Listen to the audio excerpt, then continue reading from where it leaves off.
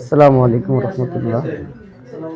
আমি মোহাম্মদ ফয়সাল আহমদ, ইসলামী যুব আন্দোলন বাংলাদেশ ভোলা জেলা দক্ষিণের সাধারণ সম্পাদকের দায়িত্বে আছি।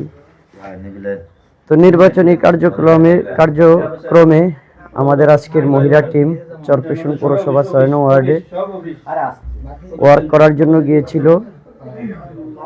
সেখানে আমাদের প্রার্থী প্রফেসর MM কামাল উদ্দিন স্যারের কন্যা বড় মেয়ে জনাব মারিয়া কামাল, উনি ওই টিমের নেতৃত্বে ছিলেন। তো তাদেরকে রাস্তা এবং পথ দেখানোর জন্য আমি এবং স্যারের ছোট ছেলে তাহজিব, আমরা দুইজন ওনাদের সাথে ছিলাম। ওনারা 12 থেকে 15 জন মহিলা ছিল আমাদের মহিলা টিমে। যখন বাড়ি বাড়ি গিয়ে দাওয়াত দিতে ছিল, এক বাড়িতে গেল, সেখানে দাওয়াত দিয়ে বের হলো। যখন রাস্তায় আসলো তখন সোহেল নামে এক ভাই জামাতের, উনি মহিলাদেরকে রাস্তায় দাঁড় করিয়ে তাদেরকে বিভিন্ন ধরনের গালগালাজ, বিশেষ করে পিশাব চরমোনাই, 1000 কোটি টাকা খায়া প্রতি নির্বাচনে উনি জনগণের সাথে প্রতারণা করে ভণ্ড এবং যত ধরনের অকাথ্য ভাষায় গালিগালাজ আছে সব কিছুই উনি সেখানে করলেন। এবং বলতেছিল যে মানুষের কাছ থেকে ধোঁকাবাজি করে আপনার ওই যে ওয়াজ মাহফিলের নামে কোটি কোটি টাকা ওনারা হাতে আনে এবং ওনারা প্রতারক, আপনাদের মহিলাদেরকে মগজ ধোলাই করিয়া আপনাদেরকে এই ওয়ার্কে কারা নামাইছে, এই ধরনের মন্তব্য মহিলাদেরকে করতেছিল। আমি মহিলাদের থেকে প্রায় 30-35 হাত দূরে ছিলাম। আমি যখন বিষয়টা লক্ষ্য করলাম, সামনে আসলাম, আইসা আমি ওনাকে বললাম যে ভাই, আপনি তো মহিলাদের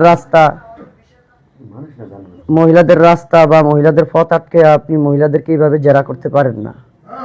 তখন উনি আমার সাথেও অকথ্য ভাষায় গালাগাল শুরু করলো।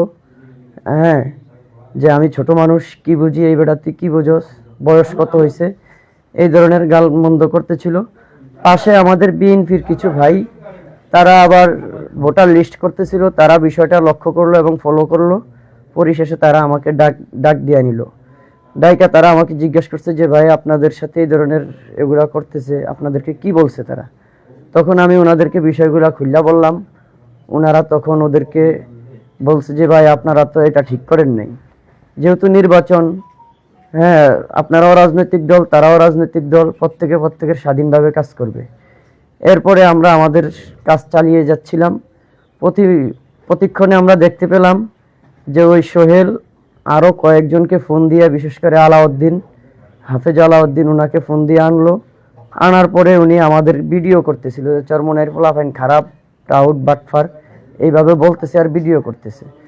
এবং আমাদের যে মহিলা নেত্রী মারিয়া কামাল আপু, ওনারও ভিডিও করতেছিল। উনি বারবার নিষেধ করছে যে আমি মহিলা মানুষ, আমার ভিডিও কেন করেন? তখন আমি ওনার কাছ থেকে মোবাইলটা কাড়া দিয়ে নেওয়ার পরে ওনার মোটর সাইকেলের উপরে মোবাইলটা রাখি।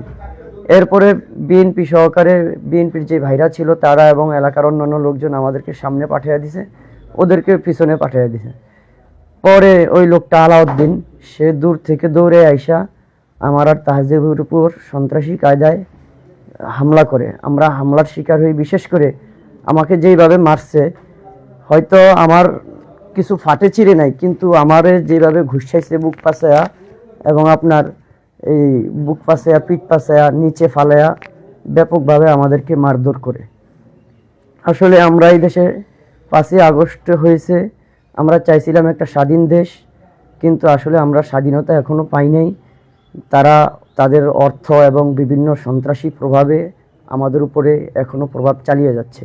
আমরা সরকারের কাছে আবেদন করব, নির্বাচন যাতে সুষ্ঠু হয়, পরিবেশ যাতে ঘোলাটে না হয়, লেভেল ফিল্ড যাতে সকল দলের জন্য থাকে এবং কোনো সন্ত্রাসী যাতে আমাদের উপর আজকে আক্রমণ করেছে দ্বিতীয়বার যেন আমার কোনো ভাইয়ের উপরে আক্রমণ করার সাহস না পায়। এই জন্য সরকারের কাছে তাদেরকে আইনের আওতায় এনে শাস্তি কামনা করছি।